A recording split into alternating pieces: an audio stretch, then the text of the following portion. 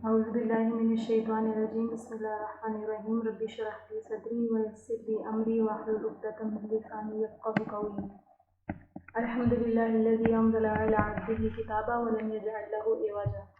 تمام تعریفیں اسی اللہ کے لائق ہیں جس نے اپنے بندے پر یہ قرآن اتارا،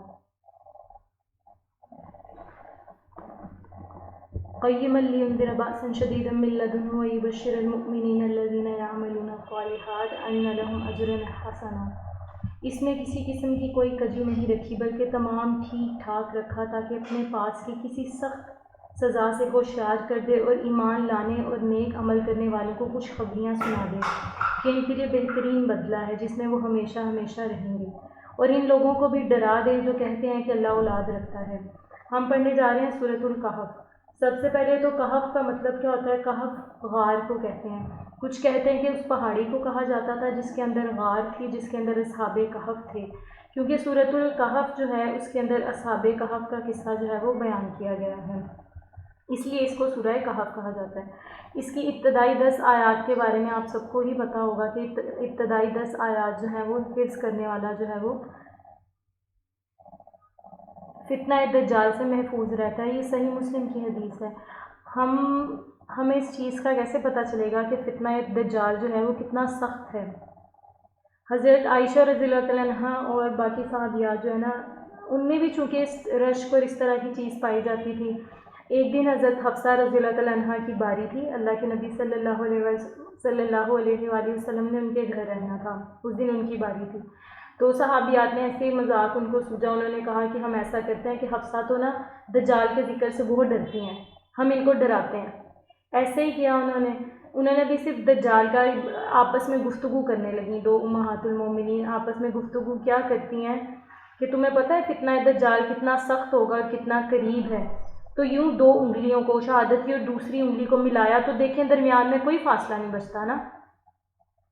شہادت کی انگلی اور دوسری انگلی کو جب ملائیں تو بہت ہی کم فاصلہ بچتا ہے درمیان میں، کہا اتنا دور ہے دجال ہم سے۔ حضرت حفصہ رضی اللہ تعالیٰ عنہ نے جب یہ سنا نا تو وہ بہت زیادہ ڈر گئیں اور ڈر کے مارے گھر کے اندر والے کمرے میں چلی گئیں۔ وہاں کچھ جالا وغیرہ تھا ان کے سر پہ، وہ لگا۔ جب اللہ کے نبی صلی اللہ علیہ وآلہ وسلم آئے، انہوں نے کہا دیکھو تم نے حفصہ کو ڈرا دیا۔ یعنی یہ امہات المومنین کا حال ہے کہ وہ دجال کے فتنے کے صرف ذکر سے ڈر جاتی تھی۔ ہم لوگ پتہ نہیں کس اس عراق کے اندر رہ رہے ہیں کہ نہ ہمیں کسی چیز، کوئی چیز نہیں ہمیں ڈرا سکتی۔ ہمیں نہیں پتہ کہ اپنی آنے والی نسلوں کو ہم نے فتنہ دجال کے بارے میں بتانا ہے کہ وہ کتنا سخت فتنہ ہوگا۔ قیامت کی ہول ناکیوں سے پہلے جو فتنہ آئے گا، احادیث کے اندر آتا ہے کہ ایمان سکڑ کر واپس اسی جگہ چلا جائے گا۔ آپ نے پڑھا نا کہ پوری دنیا سے اسلام ختم ہو جائے گا، کہاں مکہ مدینہ میں چلا جائے گا۔ کس طرح چلا جائے گا؟ جس طرح سانپ سکڑ کر، سانپ اس طرح بل کھاتا ہے نا اور بالکل چھوٹا سا ہو جاتا ہے، اسی طرح اسلام بھی جو ہے وہ چھوٹا سا ہو جائے گا، جہاں سے شروع ہوا تھا وہاں ہی واپس چلا جائے گا۔ تو یہ فتنہ دجال جو ہے اس کی تباہ کاریاں ہیں یہ۔ تو ہمیں اپنی نسلوں کو بتانا چاہیے، اگر ہمارے دور میں پیدا ہوتا ہے تو اللہ تعالیٰ ہمیں استقامت دے دین اسلام کے اوپر، اور اگر بعد میں یہ فتنہ آتا ہے تو ہمیں اپنی نسلوں کو بتانا چاہیے، اپنے بچوں کو، اپنی بہنوں کو۔ یہ کم از کم 10 آیات جو ہیں اس کا فہم تو حاصل کرنا ہی چاہیے، کم از کم 10 آیات جو ہیں وہ زبانی یاد ہونی چاہیے آپ کو، فرسٹ 10 آیات جو ہیں۔ اور جیسے کہ ہم ہر ویک ریمائنڈر بھی دیتے ہیں کہ ایک فرائیڈے کو اگر یہ پڑھیں گے تو دوسرے فرائیڈے کے درمیان کے جتنے بھی آپ کے صغیرہ گناہ ہیں وہ معاف ہو جاتے ہیں۔ تو بندہ مومن کی کیا ڈیفینیشن ہوتی ہے؟ بندہ مومن وہ ہوتا ہے جو اپنے آپ کو کبیرہ گناہوں سے تو بچاتا ہی بچاتا ہے، کبیرہ گناہ بندہ مومن سے نہیں ہوتے، جو صغیرہ گناہ ہیں وہ بھی معاف ہو جاتے ہیں اگر بندہ کیا کرتا ہے؟ سورۃ الکہف پڑھتا ہے، اور ایک نور پیدا ہو جاتا ہے۔ علماء کہتے ہیں اس نور کی کیا ڈیفینیشن ہے؟ وہ نور جو پل صراط میں آپ کے لیے روشنی کرے گا، آپ کو بجلی کی طرح گزار دے گا، وہ نور جو آپ کی قبروں کو روشن کرتا ہے۔ اس دن کوئی بھی نہیں ہوگا، ہم اکیلے ہوں گے قبر کے اندر، ہمارے ساتھی، مال دولت سب ہمیں چھوڑ دی جائے گی، ہم ہوں گے یا کہ منکر نکیر ہوں گے۔ ٹھیک ہے، تو اپنی آخرت اور اپنی برزخ کے لیے آپ کو خود ہی کوشش کرنی پڑے گی۔ اس کے اندر ایک اور حدیث بھی ہے کہ ایک مرتبہ ایک صحابی، اللہ کے نبی صلی اللہ علیہ وسلم کے ایک صحابی تھے، سورۃ کہف کی تلاوت کر رہے تھے، ان کا جو گھوڑا تھا وہ بدکنے لگا۔ تو جب دیکھا کہ کافی زیادہ وقت گزر گیا، یوں دیکھا کہ جیسے ایک بادل ہے وہ نظر آنا شروع ہوا ہے جس نے ان کو ڈھانپ لیا ہے۔ صحابی نے اگلے دفعہ جو ہے نا اگلی صبح کو اس چیز کا ذکر کیا تو اللہ کے نبی صلی اللہ علیہ وآلہ وسلم نے کہا اگر تم سکینت حاصل کرنا چاہتے ہو، سکون، ہم سب کیا کہتے ہیں ہماری ساری جنریشن کو کس چیز کا مسئلہ ہے، ان کو سکون حاصل نہیں ہوتا، ایسا ہی ہے نا، ہم سب نمازیں بھی پڑھتے ہیں لیکن ہمیں سکون حاصل نہیں ہوتا، یہی کہنے کو ملتا ہے نا۔ تو اللہ کے نبی نے اس کا علاج ہمیں بتایا کہ تم قرآن پڑھتے رہا کرو کہ یہ سکینت نازل کرنے والی ہے، یہ تمہارے دل کو سکون دینے والی ہے۔ تو آپ کے دلوں کو کیسے سکون ملے گا پھر؟ سورۃ کہف، قرآن، اس طرح کی چھوٹی چھوٹی چیزیں آیات جو ہے آپ نے صبح اور شام میں پڑھنی ہے، ٹھیک ہے، صبح کے اذکار نہیں بھولنے، شام کے اذکار نہیں بھولنے، یہ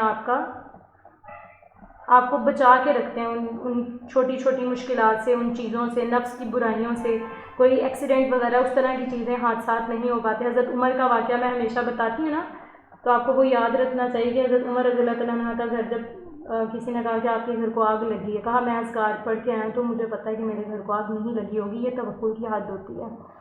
آگے ہے کہ قیما لینذر، اگر ہم قیمن کی ڈیفینیشن کریں، آپ کو امام ابن قیم کا نام بھی آپ نے سنا ہوگا، بندوں کی دنیا کے اور دین کے مسالے کی رعایت اور حفاظت کرنے والے کو کہتے ہیں قیم، قائم رکھنے والے کو۔ قیما لینذر بأسا شدیدا من لدنہ ویبشر المؤمنین الذین یعملون الصالحات ان لهم اجرا حسنا، مومنین کے لیے خوشخبری ہے۔ آپ کو پتہ ہے ہمارے لیے خوشخبری یہ نہیں ہوتی کہ جی میرے پاس بہت زیادہ پیسے آ گئے ہیں، ہمارے لیے خوشخبری یہ نہیں ہوتی ہم نے بہت اچھا گھر بنا لیا، میں نے بہت اچھا سوٹ، برانڈ کا سوٹ خرید لیا، نہیں، ہم مومنین کی خوشخبری اللہ سبحانہ وتعالیٰ کیا بتا رہے ہیں کہ مومنین کے لیے خوشخبری کی چیز کیا ہے، یعملون الصالحات، کہ وہ کیا کریں، عمل کریں، صالحات، نیک عمل کریں، پھر میں ان کو اجر دوں گا۔ اللہ تعالیٰ کہتے ہیں ماکثین فیہ ابدا وینذر الذین قالوا اتخذ اللہ ولدا، اور بہترین بدلہ کون دیتا ہے؟ اللہ تعالیٰ کی ذات، اللہ تعالیٰ کی ذات۔ آپ اللہ تعالیٰ سے ایک پھول مانگتے ہو، اللہ تعالیٰ آپ کو پورا گلدستہ، ایون کہ پورا باغ دینے والا ہوتا ہے، جس میں ہمیشہ ہمیشہ آپ رہیں گے، اور ان لوگوں کو بھی ڈرا دے جو کہتے ہیں کہ اللہ اولاد رکھتا ہے۔ میں ہمیشہ بتاتی ہوں، کفار ہی کہتے تھے کہ اللہ تعالیٰ، یہ جو فرشتے ہیں نا اللہ تعالیٰ کی، یہ نعوذ باللہ نعوذ باللہ اللہ تعالیٰ کی بیٹیاں ہیں۔ اللہ کہتے ہیں مجھ سے زیادہ غیرت والا کون ہوگا کہ یہ مجھ سے بیٹے کو منسوب کرتے ہیں، حضرت عیسیٰ علیہ السلام کو مجھ سے بیٹیوں کو منسوب کرتے ہیں، فرشتوں کو، اور یہ مجھ سے بیوی کو منسوب کرتے ہیں۔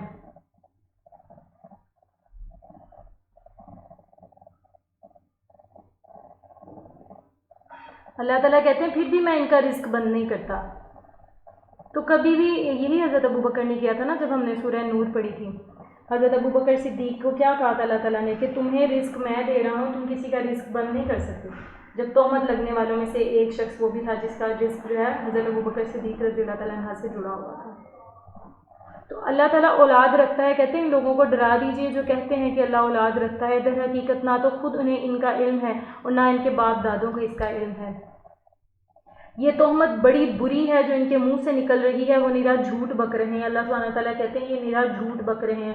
تو پھر دیکھیں آپ کا اس بات پہ کامل یقین نہیں آ جاتا کہ ان لوگوں کے دلوں پر مہر لگی ہوئی ہے جو یہ کہتے ہیں کہ اللہ تعالیٰ کا بیٹا ہے، جو یہ کہتے ہیں اللہ تعالیٰ کی بیوی ہے۔ آپ سمجھ رہے ہیں نا کہ میں کیا کہنا چاہ رہی ہوں؟ جن کے منہ سے نکل رہی ہے، اللہ سبحانہ تعالیٰ کیا کہہ رہے ہیں؟ قرآن تو آخر تک کے لیے کتاب ہے نا، تو اللہ نے کہا یہ تو نرا جھوٹ بک رہے ہیں۔ تو پھر سوچیں دنیا میں کتنا بڑا مذہب ہے، کتنے بڑے عقیدہ کے لوگ ہیں جو یہ مانتے ہیں کہ اللہ تعالیٰ کی اولاد ہے، اللہ تعالیٰ کا بیٹا ہے، پھر وہ سیرمنیز بھی کرتے ہیں اس چیز کے اوپر۔ تو اللہ نے ان کو کیا کہا کہ یہ جھوٹ بکتے ہیں۔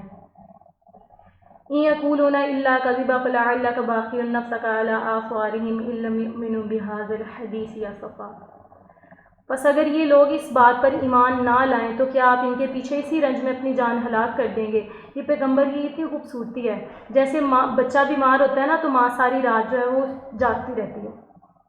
اگر کسی کا چھوٹا بچہ فوت ہو جائے نا تو ماں ٹراما میں چلی جاتی ہے، سائیکولوجیکل مسائل ہونا شروع ہو جاتے ہیں۔ پیغمبر بھی اسی طرح ہوتے ہیں۔ پیغمبر کو کہا جا رہا ہے، اللہ کے نبی صلی اللہ علیہ وآلہ وسلم، ہمیں اپنا محاسبہ کرنا چاہیے اس ٹائم کے اوپر کہ ہمارے پیغمبر جن کو اللہ تسلی دے رہے ہیں کہ کیا آپ اپنی جان ہلاک کر دیں گے، اپنی امت کے غم میں گھل گھل کر آپ اپنے آپ کو مار دیں گے؟ اے پیغمبر، کہ آپ کو اتنی عزیز ہے اپنی امت اور اپنی امت کے نیک اعمال کے، ایسا نہ ہو وہ بھی پکڑی جائے، وہ بھی جھوٹ بکنا شروع کر دے جیسے پہلی قوموں نے کیا۔ تو آپ سوچیں کیا ایسے نبی کے ساتھ ہم زیادتی کر سکتے ہیں؟ ایسے نبی کے ساتھ کسی کو شریک کر سکتے ہیں؟ یا نعوذ باللہ ایسے نبی کے بارے میں ہم غلط کہہ سکتے ہیں اور اس کو نبی آخر الزماں کہنے سے انکار کر سکتے ہیں؟ یا اس کی سنت سے انحراف کر سکتے ہیں جو صبح دوپہر شام بولتے اٹھتے بیٹھتے کھاتے پیتے پہنتے، ہم اللہ کے نبی کی سنت کے خلاف چیزیں کر رہے ہوتے ہیں، اور وہ نبی جس کو اللہ تسلی دے رہا ہے کہ اے نبی کیا تم اپنی جان کو ہلاک کر دو گے اپنی امت کے غم میں؟ کیا ہم کبھی دن میں ایک بار یا ہفتے میں ایک بار اپنے نبی سے محبت کرنے میں اور اس شدت کے ساتھ ایک بار بھی آنسو بہائے ہمارے جو ہے ہماری آنکھوں سے؟ ہماری آنکھوں نے رونا چھوڑ دیا ہوا ہے، ہم نے دین میں غور و فکر کرنا چھوڑ دیا ہوا، ہمیں یہ پتہ ہے ہم نماز پڑھتے ہیں ہمیں تسلی نہیں ملتی، لیکن یہ نہیں پتہ اللہ نے کہا، اللہ کے نبی نے ابھی میں نے آپ کو حدیث بتائی ہے کہ تمہارے اوپر سکینت نازل ہوگی اگر تم قرآن پڑھو گے۔ ہمیں ہفتے میں ایک کلاس کے لیے بلایا جاتا ہے، ہم اس کے لیے بھی وقت نہیں نکالتے، تو ہمیں اپنے نفس کا محاسبہ کرنا چاہیے نا۔ اللہ تعالیٰ نے کہا اگر تم میرے دین کے لیے وقت نکالو گے نا تو دنیا تمہارے پاس ذلیل ہو کر آئے گی، تمہیں دنیا کی خواہش نہیں ہوگی، پھر دنیا تمہارے پاس آئے گی، تمہارے گھٹنوں میں آ جائے گی، تمہارے پاؤں میں آ جائے گی، لیکن تمہیں دنیا کی خواہش نہیں ہوگی۔ لیکن اگر تم دنیا کی طرف بھاگو گے تو تمہیں دنیا نہیں ملے گی اور تم ذلیل ہو جاؤ گے۔ یہ وقت کس کا ہے؟ اللہ سبحانہ و تعالیٰ کا نا۔ تو کیا ہم تھوڑا سا وقت نہیں نکال سکتے اللہ تعالیٰ کی؟ اللہ تعالیٰ نے جتنا ہمیں وقت دیا وہ بھی جس وقت کا اقترب للناس حسابهم وهم فی غفلۃ، کہ وہ لوگ جو ہیں وہ غفلت میں پڑے ہوئے ہیں، حالانکہ حساب کا وقت کہاں ہے؟ سر کے اوپر آ گیا ہوا ہے بندے کے۔ کوئی پتہ نہیں کس نے پہلے فوت ہو جانا ہے، کوئی پتہ نہیں کہ 75 سال کہیں لکھا ہوا ہے کہ 75 سال کا بوڑھا پہلے مرے گا، 16 سال کی لڑکی یا لڑکا پہلے نہیں مر سکتے۔ اپنی آخرت کے لیے ہمیشہ کوشش کرنی چاہیے، جب بھی کوئی غلط کام کرنے لگیں، کسی سنت کے اوپر بلا وجہ بحث کرنے لگیں، نہیں یہ سنت، خود کا دل نہیں مان رہا ہوتا تو آپ غلط جواز، غلط دلائل دینا شروع کر دیتے ہیں، بجائے اس کے کہ ربی اشرح لی صدری۔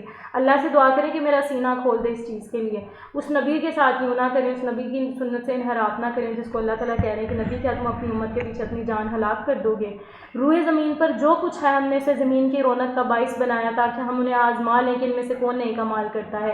یہ ساری رونق کی چیزیں جو آنکھوں کو بہت اچھی لگتی ہیں نا، ان میں آپ کی اولاد، آپ کے پیارے، آپ کا مال، دولت، نوکری، ہر چیز آ جاتی ہے۔ وہ نوکری جس کے لیے آپ نماز پڑھنے نہیں جاتے، کہ چلو سمجھ نہیں آتی کہ اپنے پاس سے لوگوں نے فقہ کے مسائل بنائے ہوئے ہیں، پہلے اب بائی چوائس نماز چھوڑ دیتے ہیں، آپ کہتے ہیں چلو میں بعد میں پڑھ لوں گا، ایسی نماز کی قضا نہیں ہوتی، یہ نماز فوت ہو جاتی ہے، فوت شدہ نماز کی کوئی قضا نہیں ہوتی۔ ان میں سے اللہ تعالیٰ نے آپ کو بتا دیا، ہم کہتے ہیں نا ہماری زندگی کا کیا مقصد ہے، اگر میں آپ سے پوچھوں آپ کو فوراً سے جواب نہیں آئے گا، یہاں آپ کو جواب مل رہا ہے۔ ہم نے اسے زمین کی رونق کا باعث بنایا ہے تاکہ ہم انہیں آزما لیں کہ ان میں سے کون نیک اعمال والا ہے۔ آپ نے آ کر یہاں عمل کرنے ہیں، پھر دیکھا جائے گا حشر میں کس نے نیک عمل کیے تھے، آپ کی نیکیاں تولی جائیں گی، اس پر جو کچھ ہے ہم اسے ضرور ایک ہموار صاف میدان کر ڈالنے والے ہیں۔ زمین کیسے ہو جائے گی؟ ایسے جیسے کبھی اس کے اوپر کچھ تھا ہی نہیں، پہاڑ جو اس کی میخیں ہیں وہ اٹھا لی جائیں گی۔ کیا تو اپنے خیال میں غار اور کتبے والوں کو ہماری نشانیوں میں سے کوئی بہت عجیب نشانی سمجھ رہا ہے؟ اللہ تعالیٰ کہتا ہے میں تو بڑی شان والا ہوں، میں اپنی نشانیاں دکھانے پہ آؤں تو کیا کرتا ہوں؟ کوہ طور جلا دیتا ہوں اگر مجھ سے کوئی میری تجلی مانگے تو یہاں اللہ تعالیٰ کیا کہہ رہے ہیں کہ کیا تمہیں یہ عجیب لگتا ہے کہ کوئی 309 سال نیند میں رہا ہو، پھر اٹھے تو ویسے کا ویسا اسی طرح، نہ بوڑھا ہوا نہ تھکا نہ کچھ، اور اس کو لگا کہ شاید میں 1 پہر یا 2 پہر سویا ہوں؟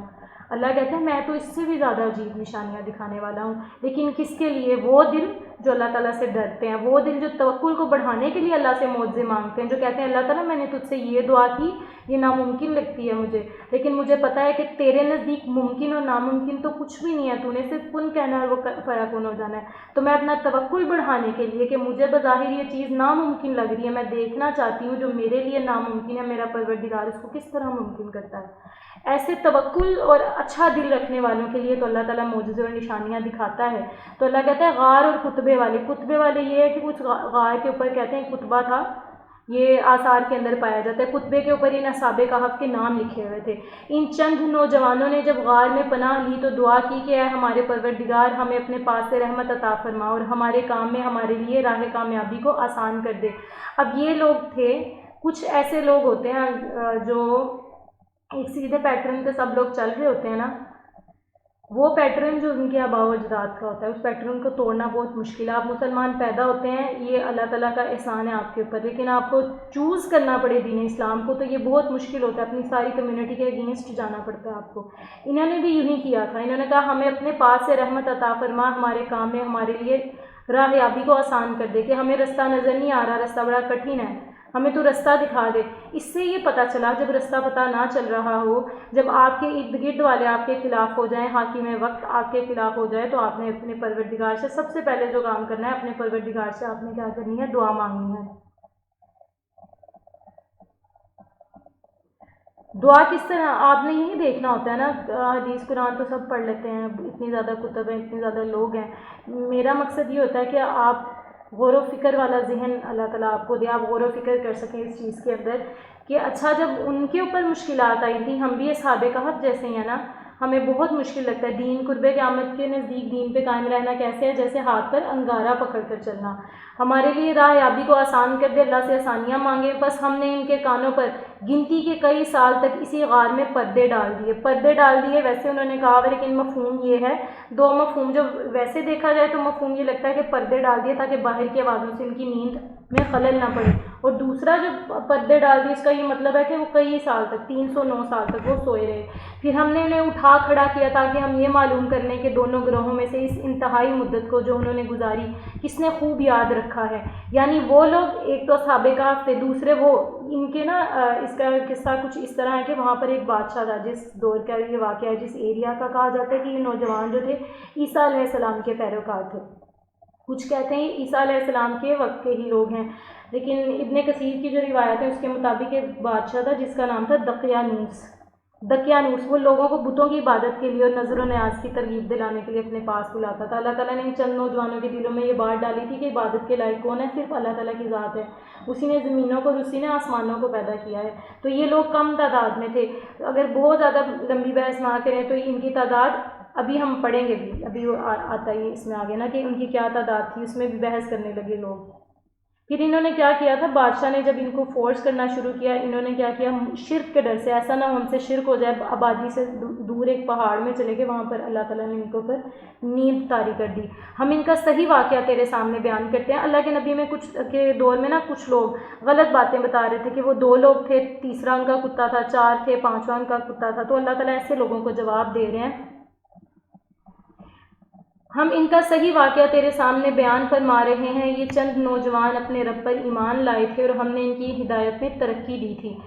آپ جب اللہ تعالیٰ کے راستے میں چلتے ہیں نا تو دیکھیں ہدایت میں ترقی ملتی ہے، ہم نے ان کے دل مضبوط کر دیے۔ پھر آپ دیکھیں دین والے بندے کے اوپر دنیا کی باتیں، دنیا کے لوگوں کی باتیں اثر نہیں کرتی، اس کا دل دین کے لیے روتا ہے، لوگوں کی باتیں سن کے نہیں روتا کہ دیکھیں مجھے نقاب نہیں کرنے دیا جا رہا ہے، یہ مجھے ٹونٹ مارا جا رہا ہے، تم کون سا پتھر کے زمانے کی ہو۔ ایون کہ یہ بھی کہا جاتا ہے نقاب کرنے والی لڑکیوں کو کہ نقاب تو اسلام میں ہے ہی نہیں ہے۔ جب وہ راہ حق میں اٹھ کھڑے ہوئے کہاں نکلے، شہر کے باہر نکلے اور کہنے لگے کہ ہمارا پروردگار تو وہی ہے جو آسمانوں اور زمین کا پروردگار ہے، ناممکن ہے کہ ہم اس کے سوا کسی اور کو پکاریں، کسی اور کو معبود بنائیں، اگر ایسا کیا تو ہم نے نہایت ہی غلط بات کہی۔ یہ ہے ہماری قوم جس نے اس کے سوا اور معبود بنا رکھے تھے۔ یہ اپنی قوم کے بارے میں بات کر رہے ہیں، ان کی عبادت پر یہ کوئی صاف دلیل کیوں پیش نہیں کرتے، اللہ پر جھوٹ اور افتراء باندھنے والے سے زیادہ ظالم کون ہو سکتا ہے۔ یہی بات ہے، اگر آج کل کے زمانے میں یہ نقطہ اٹھانا چاہیے نا کہ دلیل لے کر آئیں آپ، لیکن کبھی بھی دلیل اس چیز کے لیے نہ مانگیں۔ ایک چیز آپ دین میں بحث نہیں ہے، اس چیز کو آپ سمجھتے ہیں نا، اگر اللہ تعالیٰ نے سورۃ نور کے اندر کہہ دیا کہ اپنی اوڑھنی اپنے سینوں پہ ڈال دو، تو اس کا ہرگز یہ مطلب نہیں ہے سر نہیں ڈھانپنا تو صرف سینہ ڈھانپنا ہے، ٹھیک ہے۔ ہم نے حدیث سے بتا دیا تھا کہ اللہ کے نبی نے کلائی پکڑ کر 3 انگلیاں تک کی جگہ چھوڑ کے کہا بس یہ سطر کھلا رہ سکتا ہے، ہاتھ اور پاؤں، یہ چیز اور ہاتھ اور پاؤں کھلے رہ سکتے ہیں۔ اور قرآن کو کیا بیک کرتا ہے؟ احادیث۔ جو چیز قرآن سے سمجھ نہیں آتی اس کی تشریح کہاں ملتی ہے؟ احادیث سے۔ مسئلہ تب آتا ہے جب آپ اپنی مرضی کی چیز جو آپ نہیں کرنا چاہ رہے، آپ داڑھی نہیں رکھنا چاہ رہے ٹخنوں سے اوپر، اگر آپ اپنا پاجامہ نہیں کرنا چاہ رہے، آپ نقاب نہیں کرنا چاہ رہی، یا پھر ابھی آپ قوم لوط کی طرح کا جو ایکٹ ہے جس کے اندر مبہم بات کی گئی ہے، اس میں اگر بھی لوگ جواز ڈھونڈنا چاہیں تو لوگ تو پھر حروف مقطعات کے جواز بھی ڈھونڈتے ہیں کہ اس کا کوئی نہ کوئی مطلب ہوگا، لیکن اللہ تعالیٰ نے کہا قیامت تک کے لیے کوشش کر کے دیکھ لو، اگر عرب تم اتنے فصیح اور بلیغ ہو تو کبھی بھی جو آپ کو ٹھیک لگتا ہے اس کے لیے دلیل نہ ڈھونڈیں، جو ٹھیک ہے اس کے لیے دلیل ڈھونڈیں کہ اللہ تعالیٰ ٹھیک ہے۔ اگر آپ کو کوئی بھی مسئلہ ہے جو بہت بڑا مسئلہ سمجھا جاتا ہے، بے شک رفع یدین کا ہے، آپ خود قرآن حدیث پڑھیں، اور جو ابراہیم علیہ السلام نے کہا تھا کہ اللہ تعالیٰ تو میرا سینہ کھول دے کہ تو یہ کس طرح کرتا ہے مردوں کو زندہ، تو آپ اللہ تعالیٰ سے گفتگو کریں کہ اللہ تعالیٰ تیرے سے بہتر کتاب تیری طرف سے آئی ہے،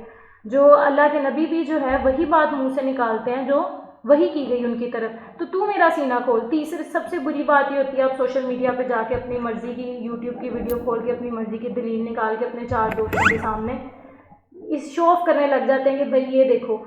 آپ کو نہیں پتہ سوشل میڈیا کے اوپر کتنی غلط قسم کی حدیث ہوتی ہیں، تو برائے مہربانی کہیں بھی کچھ بھی کوٹ کرنے سے پہلے یا بحث کرنے سے پہلے آپ پوری طرح اس کو جان لیا کریں۔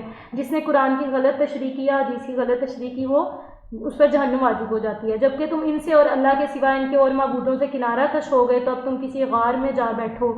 یہاں پہ دیکھیں، غار میں جا بیٹھو۔ آپ کے پاس اچھے دوست نہیں ہیں نا، تو پھر آپ کو کیا چاہیے؟ ایسا نہیں کہ بھائی دنیا میں رہنا ہے، سوشلائز تو کرنا ہی ہے نا، چاہے برے دوست ہی کیوں نہ ہوں۔ دین کے ساتھی اگر آپ کو نہیں مل رہے تو کیا ہے، بہترین تنہائی ہے، اور مومن کی تنہائی جو ہے وہ پاک ہوتی ہے۔ آپ بھی اپنے لیے ایک غار دیکھ لیں۔ آپ سارے دن اگر آفس رہتے ہیں تو اگر تو آپ اپنے گھر میں جاتے ہیں تو گھر میں ایک کمرہ رکھ لیں جس میں آپ اپنے نفس کا محاسبہ کریں۔ وہ آپ کے لیے غار ہونا چاہیے، جیسا اصحاب کہف کے لیے غار تھا، جہاں آپ بیٹھیں اور اپنے پروردگار کی وحدانیت کے اوپر غور و فکر کریں کہ اللہ تعالیٰ تو ایک ہے۔ میرے نزدیک تو ہمارے سب سے بڑے مسائل یہ ہیں کہ ہماری دعائیں قبول نہیں ہوتی۔ میرے ساتھ اچھا نہیں ہوتا، دوسروں کے ساتھ اچھا کیوں ہوتا ہے؟ دوسروں کی خوشیوں سے ہی ہمیں مسئلہ ہو رہا ہے، ہم اپنی خوشیوں کا موازنہ دوسروں کی خوشیوں کے ساتھ کر رہے ہیں۔ دیکھو اس کو تو اتنی عمر میں اتنا مل گیا، میں نے تو اتنی کوشش کی، مجھے نہیں ملا۔ آپ کے دل میں جب کسی کے لیے بغض ہوگا نا، آپ کسی کی برائی چاہیں گے، تو ایسے بندے کی بھی تو اللہ تعالیٰ دعائیں نہیں نا قبول کرتا۔ قطع رحمی کی دعا قبول ہوتی ہے؟ نہیں ہوتی۔ اس غار میں جائیں، اللہ کے سامنے اپنے دل جو زخمی ہے نا کسی بھی وجہ سے، اس کو اللہ کے سامنے کھول کے پیش کریں۔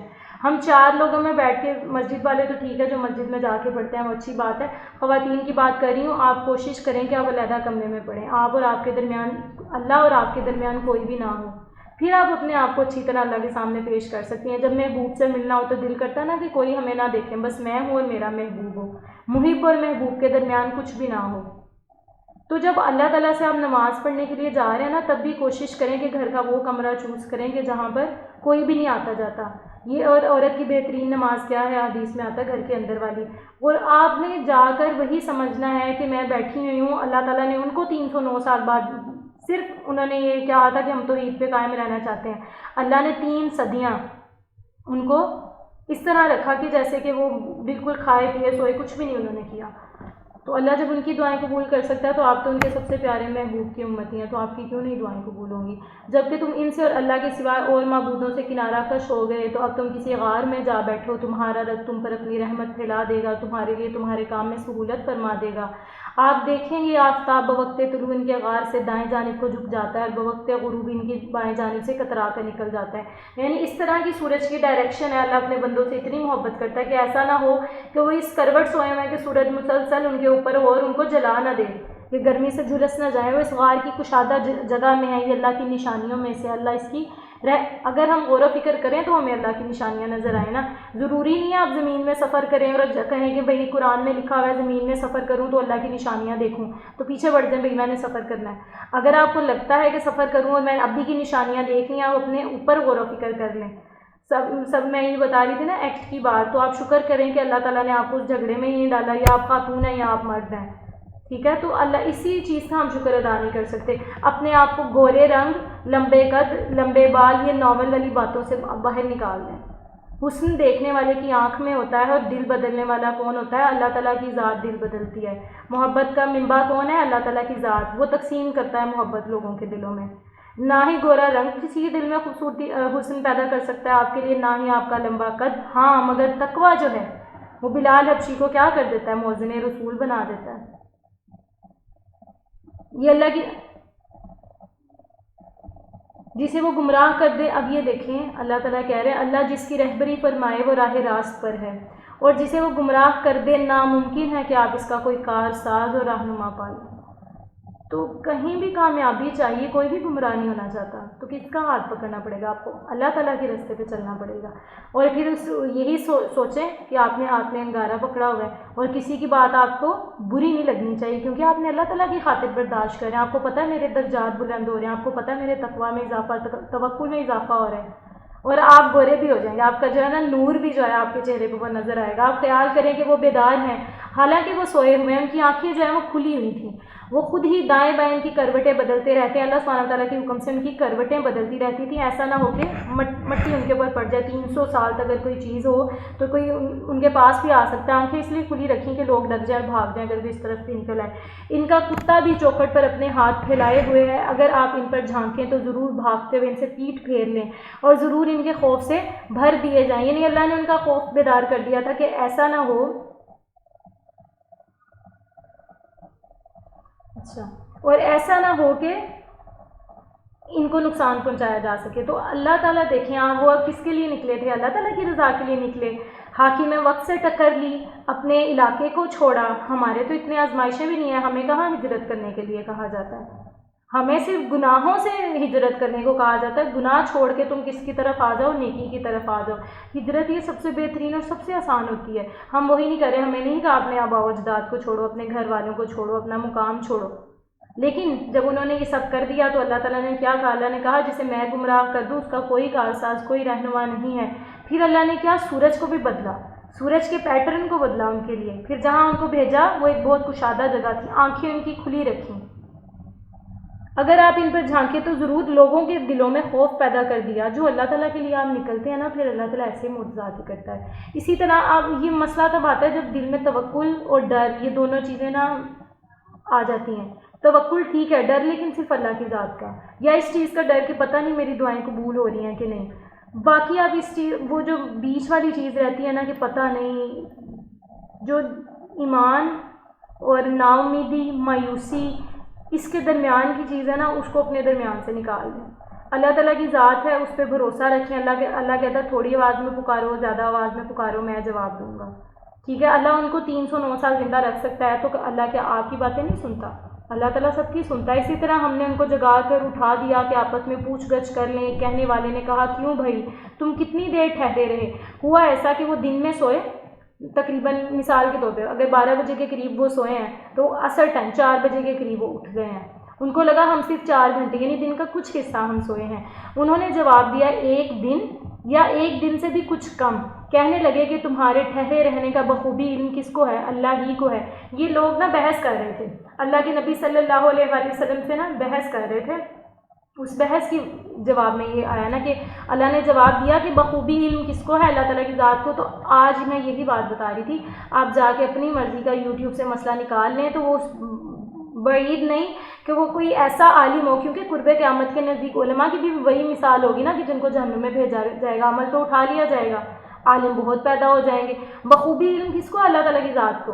آپ نے اگر سننا ہے تو 10 کے 10 مسلک کے عالموں کو سننا ہے۔ پھر شرح صدر کے لیے رب اشرح لی صدری، یہ والی دعا بھی آپ کیا کریں، سجدے کیا کریں، استغفار کیا کریں، توبہ کیا کریں، پھر اللہ تعالیٰ آپ کا سینہ انشاءاللہ تعالیٰ کھول دے گا کسی بھی مسئلے کی طرف۔ اب تو تم اپنے میں سے کسی کو اپنے پہ چاندی کے سکے دے کر بھیجو۔ ان کے پاس ایک کوئی سکہ تھا ان کے اپنے دور کا، 309 سال پہلے کا، وہ خوب دیکھ بھال کے، مطلب کہتے ہیں اس طرح تم جانا پاکیزہ تر کھانا لے کے آنا، ایسا نہ ہو حرام، مطلب کیونکہ جب وہ مرے تھے، جب وہ سوئے تھے نیند کے لیے تو اس وقت کیا تھا؟ حکومت کی کس کی تھی؟ دقیانوس کی حکومت تھی نا۔ تو انہوں نے کہا ایسا نہ ہو کہ تم پاکیزہ کھانا نہ لے کے آؤ جس کے اوپر غیر اللہ کا نام لکھا ہو، پھر اسی میں سے تمہارے کھانے کے لیے لے آئے، بہت احتیاط اور نرمی برتر، کسی کو تمہاری خبر نہ ہو۔ مگر جب وہ گئے ان کا لباس اور ان کا جو وہ سکہ تھا وہ اس دور میں تو تھا ہی نہیں، وہ 300 سال پہلے کا تھا۔ اگر یہ کافر تم پر غلبہ پا لیں گے تو تمہیں سنسار کر دیں گے یا تمہیں پھر اپنے دین میں لوٹا دیں گے، اور پھر اس وقت تمہیں کبھی بھی ہرگز فلاح نہیں پاؤ گے۔ یہ وہ بندہ سمجھا رہا ہے دوسرے بندے کو کہ جاؤ تم بازار جاؤ۔ اچھا، جب وہ بندہ نکلا تو اس نے دکاندار کو سکہ دیا، اس نے کہا کہ میں نا کل ہی آیا ہوں۔ ان کو یہی لگا تھا کہ ہم کل یا صبح آئے ہیں، انہوں نے کہا میں کل ہی تمہارے شہر سے گیا تھا تو آج میں واپس آیا ہوں، مجھے یہ چیزیں دے دو۔ اس نے دوسرے دکاندار کو دکھایا کہ یہ تو سکہ ہمارے اس وقت کا نہیں لگتا، کہ تو ان کو شک ہوا کہ ایسا نہ ہو اس کو کوئی خزانہ مل گیا ہو اس شخص کو۔ تو اس کے پیچھے پیچھے جب گئے تو دیکھا کہ یہ تو اصحاب کہف ہیں۔ تو صرف اس تھوڑے وقت کے لیے وہ لوگ زندہ رہے، انہوں نے اپنا قصہ بتایا وہاں حاکم وقت اور بادشاہ کو، سب کو اپنا قصہ بتایا، اور اس کے بعد ان کی دوبارہ جان قبض کر لی گئی۔ ہم نے اس طرح لوگوں کو ان کے حال سے آگاہ کر دیا کہ وہ جان لیں کہ اللہ کا وعدہ بالکل سچا ہے اور قیامت میں کوئی شک و شبہ نہیں ہے۔ اس کا یہی مطلب ہے نا کہ اللہ تعالیٰ نے ان کو موت دی 309 سال کے لیے، پھر اللہ تعالیٰ نے ان کو دوبارہ زندہ کیا، پھر اللہ تعالیٰ نے ان کو دوبارہ موت دی۔ اس سے عقل والوں کے لیے نشانی ہے، ان کو سمجھ آتا ہے کہ جو لوگ خاص طور پہ ایتھزم کے لوگ یا اس طرح کے لوگ جو قیامت کے آنے پر یقین نہیں رکھتے، بہت دکھ ہوتا ہے اپنے مسلمان بہن بھائیوں کو یہ کہتے ہوئے سنتے کہ کیا پتہ ہم حشر برپا ہو چکا ہو، قیامت آ چکی ہو، ہم جہنم میں رہ چکے ہوں۔ اپنی طرف سے بڑے صوفی بننے کی کوشش کرتے ہیں، لیکن اتنا اس الفاظ کو بیان کرنے سے پہلے ڈیپتھ دیکھ لیا کریں کہ کیا الفاظ بیان کرنے جا رہے ہیں۔ بہت تکلیف ہوتی ہے، برائے مہربانی اس طرح کے الفاظ ہماری نئی جنریشن کو نہیں کرنے چاہیے کہ بعید نہیں ہم اپنے اوپر قدغنیں لگا کے بیٹھے ہوں، اپنے اوپر بارز لگا کے بیٹھے ہوں کہ میں نے یہ گناہ نہیں کرنا، یہ گناہ نہیں کرنا، قبر میں جائیں تو پتہ چلے کہ جی نہ منکر نکیر ہیں تو نہ آخرت برپا ہونے والی ہے۔ تو بتائیں بھائی، جو آخرت پہ یقین نہیں رکھتا تو پھر اس کے ایمان میں شک ہے کہ نہیں ہے، کہ وہ جان لیں کہ اللہ کا وعدہ بالکل سچا ہے۔ ایسے لوگوں کو اللہ تعالیٰ جواب دے رہے ہیں نا، اور قیامت میں کوئی شک و شبہ نہیں ہے، جبکہ وہ اپنے آمن میں آپس میں اختلاف کر رہے تھے، کہنے لگے ان کے غار پر ایک عمارت بنا لو، ان کا رب ہی ان کے حال کا زیادہ عالم ہے۔ ان کو وہی جب بادشاہ دوبارہ مر گئے، جب بادشاہ سے بات وغیرہ کی، ان کے ساتھیوں نے جا کر دیکھا تو وہ پھر یہی کنکلوڈ انہوں نے کیا کہ ہم نہیں جانتے ان کے ساتھ کیا ہوا کیا نہیں ہوا، لیکن اللہ تعالیٰ ان کا حال بہتر جانتا ہے۔ اسی لیے جب آپ کو کسی چیز کا علم نہ ہو تو آپ نے کیا کہنا ہے، واللہ عالم، اللہ تعالیٰ کو پتہ ہو، میں کسی کے بارے میں کچھ بیان نہیں کر سکتی۔ ربهم اعلم بهم، یہ بہت اچھا کلیہ، آپ سے کوئی بھی کسی شخص کے بارے میں، کسی عورت کے بارے میں، کسی لڑکی لڑکے کے بارے میں پوچھے، ہاں بعید نہیں کہ وہ شادی کی کے اس معاملے میں پوچھ رہے ہو تو آپ ان کو ٹھیک بتائیں، یا کوئی نوکر رکھنا ہو کسی گھر میں تو ٹھیک بتائیں، لیکن کسی کی عیب جوئی کرنے کے لیے، کسی کی ٹو لینے کے لیے پوچھیں تو آپ نے یہی کہنا ہے واللہ عالم، کہ اللہ تعالیٰ جانتا ہے، میں نہیں جانتی، بے شک آپ جانتے بھی ہوں۔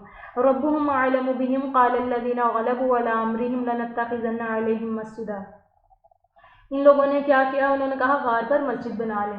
اچھا، اب ایسا ہے کہ مسجدیں بالکل بھی بنانا ہی جائز نہیں ہے، کیونکہ آپ کو پتہ ہے اللہ کے نبی صلی اللہ علیہ وسلم نے کیا کہا تھا کہ یہود و نصارہ پر لعنت، بلکہ اللہ تعالیٰ قرآن میں بھی ہم نے یہ چیزیں پڑھی ہوئی ہیں، جنہوں نے اپنے پیغمبروں کی قبروں کو مسجدیں بنا لیا تھا۔ صحیح مسلم کی حدیث ہے 1330 حدیث پہ، لعن اللہ الیہود والنصارى اتخذوا قبور انبیائہم مساجدا، کہ جو مسجدیں بناتے ہیں اپنے انبیاء کی قبروں کے اوپر، لعنت ویسے یہودیوں اور نصارہ کے اوپر۔ یہ یہود اور نصارہ کا طریقہ تھا جو اپنے انبیاء اور اپنے پسند کے لوگوں کی قبروں کے ان کے اوپر مقبرے اور اس طرح کی چیزیں بناتے تھے۔ پچھلی امتوں نے اپنے پیغمبر نیک لوگوں کی قبروں کو سجدہ گاہیں بنا لیا، خبردار تم قبروں کو سجدہ گاہ نہ بنانا، میں تمہیں اس سے روکتا ہوں۔ 532 حدیث ہے صحیح مسلم کی۔ پھر عمر رضی اللہ عنہ کے علاقے میں نا دانیال رضی اللہ علیہ السلام کی قبر جو تھی وہ دریافت ہوئی تھی، تو حضرت عمر نے کہا تھا لوگوں کو کہے بغیر ہی اس کو چھپا دو اور عام لوگوں کے قبرستان میں ڈال دو، کہ ایسا نہ ہو لوگ سمجھ جائیں کہ یہ تو دانیال کی قبر، اور ایسا نہ ہو کہ ان کے پیروکار آ جائیں اور ان کی قبر کے اوپر گنبد اور اس طرح کی چیزیں بنانا شروع کر دیں۔ یہ بھی تفسیر ابن کثیر میں لکھا ہوا ہے۔ اب اس سے ہمیں یہ پتہ چلا کہ ان لوگوں کا یہ فیصلہ غلط تھا اور وہ لوگ کافروں میں سے تھے۔ کچھ لوگ تو کہیں گے صحابہ کہف 3 تھے اور چوتھا ان کا کتا تھا، کچھ کہیں گے 5 تھے اور چھٹا ان کا کتا تھا۔ غیب کی باتوں میں اٹکل چلاتے ہیں، یعنی تکے لگاتے ہیں، نشانہ دیکھے بغیر پتھر چلانے کی طرح۔ کچھ کہیں گے کہ وہ 7 ہے اور 8واں ان کا کتا ہے، یہ قول ٹھیک ہے۔ ایک صحابی تھے، انہوں نے کہا تھا کہ میں ان کچھ لوگوں میں سے ہوں جن کے بارے میں یہ کہا جاتا ہے کہ جن کو اصحاب کہف کی صحیح تعداد کا پتہ تھا، تو وہ 7 ہے اور 8واں ان کا کتا تھا، یہ ٹھیک ہے۔ آپ کہہ دیجئے کہ میرا پروردگار ان کی تعداد کو بخوبی جاننے والا ہے۔ یہ دیکھیں مومنین کی خصوصیت آ گئی نا۔ ہم نے تو اگر کلاس اگر ہم یہاں امتحان گاہ میں بیٹھے ہیں تو ہم نے تو یہی کوشش کرنی ہے نا ہم مونیٹر بنیں۔ مونیٹر کیا ہوتا ہے؟ جس کو ساری چیزوں کا پتہ ہوتا ہے۔ جو اس سے پہلے مونیٹر ہوتے ہیں، جو کامیاب لوگ ہوتے ہیں، وہ دیکھتا وہ کیسے کرتے تھے، ان کا یہ رویہ ہوتا تھا۔ آپ کہہ دیجئے کہ میرا پروردگار ان کی تعداد کو بخوبی جاننے والا ہے۔ آپ کو کسی چیز کا نہیں پتہ، آپ کہیں اللہ تعالیٰ کو پتہ ہے میں نہیں جانتی، ٹھیک ہے، یا کسی علم والے سے پوچھ کر بتا دیں۔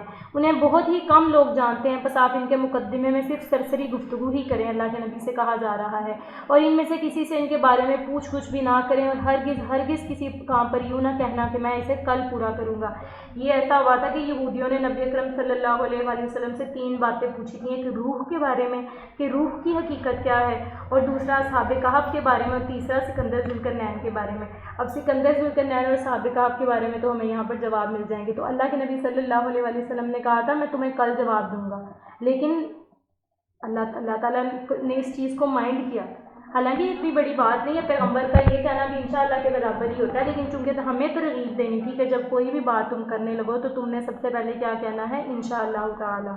کہ اگر اللہ نے چاہا تو میں کبھی بھی یہ نہ کریں میں یہ کروں گا، کچھ بھی کہنا ہو الحمدللہ، سبحان اللہ، ماشاء اللہ، انشاءاللہ، اس طرح کی چیزیں آپ استعمال کریں گے، اس چیز کو آپ ایک تو آپ اللہ والے نظر آئیں گے، ٹھیک ہے، اللہ والوں کا حلیہ بھی اللہ والوں کا ہوتا ہے، اندر بھی اللہ والوں کا ہوتا ہے، باہر بھی اللہ والے ہوتے ہیں. آپ نے صرف do in the room as Romans do والی بات نہیں کرنی.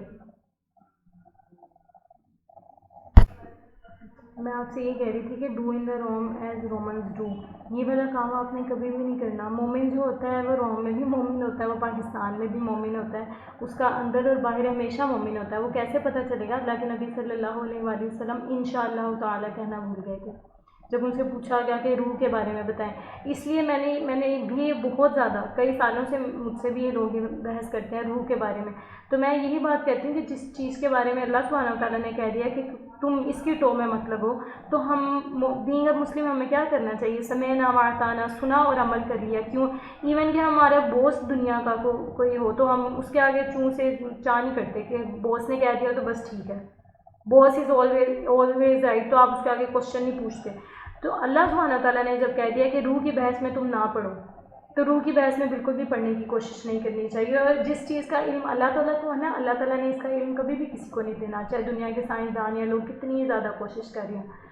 تو اللہ تعالیٰ کی نبی صلی اللہ علیہ وسلم انشاءاللہ تعالیٰ کہنا بھول گئے تھے، تو اللہ تعالیٰ نے کیا کیا؟ 15 دن تک نبی صلی اللہ علیہ وسلم کے اوپر وحی نازل نہیں ہوئی.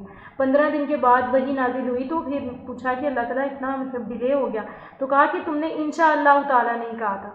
جبرائیل علیہ السلام نے کہا کہ اللہ تعالیٰ نے حکم دیا ہے کہ انشاءاللہ تعالیٰ کہ کل کا دن یا مستقبل کی کوئی بھی بات ہے، اس لیے کبھی بھی کاہن جادوگر ایسے لوگوں کے پاس نہیں جانا چاہیے جو مستقبل کی باتیں بتاتے ہیں آپ کو. دیکھیں ان کیس وہ بندہ آپ کو مستقبل کی بات بتا دیتا ہے، کاہن اور جادوگر، ہم نے یہ بہت ڈیٹیل میں پڑھا ہوا ہے کہ ان کی باتیں سچی بھی ہوتی ہیں. شہاب ثاقب والا جو میں بتاتی ہوں نا آپ کو، ان کی باتیں سچی بھی ہوتی ہیں، لیکن آپ سوچیں کیا اللہ کا لکھا آپ بدل سکتے ہیں؟ اللہ تعالیٰ نے قرآن پاک میں کہا نہیں ہے، سورۃ کہف میں اور آگے بھی اللہ تعالیٰ نے اتنی جگہوں پر کہا ہے کہ صحیفے جو ہیں بند کر دیے گئے ہیں، سمندر جو ہیں چاہے ان کی وہ جو قلم ہیں اٹھا لیے گئے ہیں، اب مزید کچھ نہیں لکھا جائے گا ہمارے جو تقدیر ہے اس کے اندر. تو اگر آپ نے کسی سے پوچھ بھی لیا ہے کہ میں پرسوں مرنے والا ہوں یا چوتھ مرنے والا ہوں، آپ اپنی موت کو تو نہیں ٹال سکتے، ٹھیک ہے. تو جب کوئی چیز فیوچر پتہ کرنے کا فائدہ تو تب ہوتا ہے نا جب ہم کہیں کہ بھائی میں اس سے اپوزٹ کوئی چیز کر لوں. اللہ نے جو پیٹرن لکھا ہے وہ تو ہم چینج نہیں کر سکتے، یا تو ہم چینج کر سکتے ہیں ہونا. پھر وہ لوگ یہ بھی نہیں بتاتے کہ اچھا یہ ہے کاہن نے یا جادوگر نے یا نجومی نے اگر کوئی چیز بتا دی، اول تو ان کے پاس نہیں جانا چاہیے، آپ کی دعا نہیں قبول ہوتی 40 دن تک.